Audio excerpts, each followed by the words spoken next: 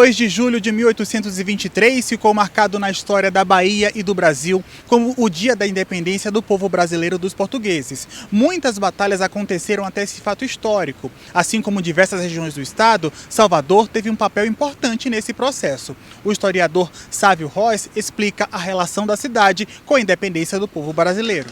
Boa parte das batalhas aconteceram nas regiões praieiras, né? Pituba, Rio Vermelho tiveram batalhas assim, e outras batalhas ocorreram, como foi o caso da Batalha de Pirajá, nas estradas de entrada da cidade. Então a Batalha de Pirajá, por exemplo, foi a mais significativa nesse sentido, porque foi a batalha onde houveram a resistência da ocupação desse isolamento, né? Os brasileiros estavam ocupando a região, e os portugueses precisavam dessa região desobstruída para poderem receberem esses alimentos vindos da região do Recôncavo. No caso da Batalha de Pirajá, foi 8 de novembro que ela ocorreu, justamente porque ela foi a mais significativa nesse confronto de ocupação dessas estradas, da estrada dos boiadeiros, né, que trazia alimento da região, fora que ela foi uma que teve a maior quantidade significativa de elementos simbólicos. Então ela foi uma batalha que durou muito tempo, durou mais de 8 horas, entre 6 e 8 horas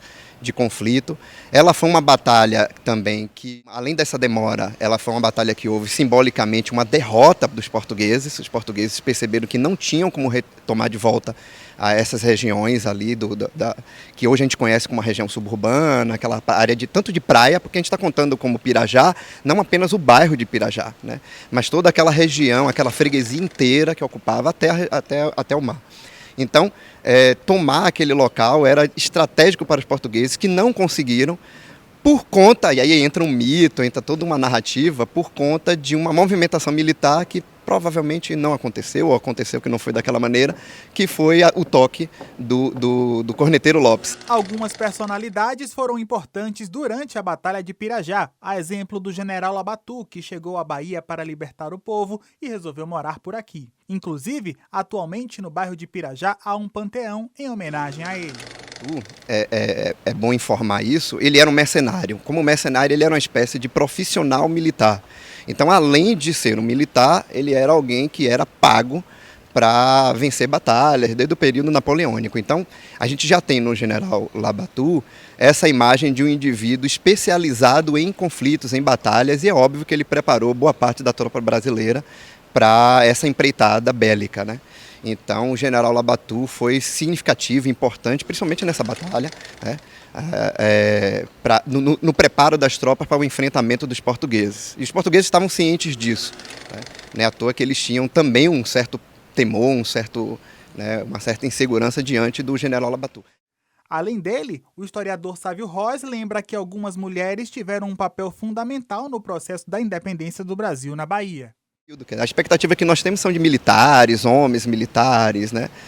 Uma certa virilidade histórica, né, envolvida. E nós temos o contrário, né? A gente tem 3 personagens femininas que elas foram importantes e significativas no processo, né? A irmã Joana Angélica, a sora Joana Angélica, que foi a primeira mártir desse processo inteiro, né?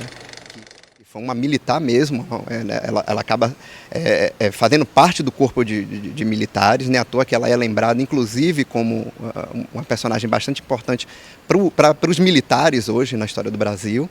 E nós tivemos a Maria Filipa, né, que é uma personagem bastante controversa, justamente por conta do seu apagamento. Julho se torna bastante simbólico, que é essa chegada das tropas e a ocupação da cidade para uma efetivação mesmo da expulsão dos portugueses. Então você vê que Madeira de Melo volta com as suas tropas para os navios, saem da região da cidade de Salvador, liberando a cidade, e a cidade, enfim, florescendo novamente com a ideia de ser a cidade das pessoas.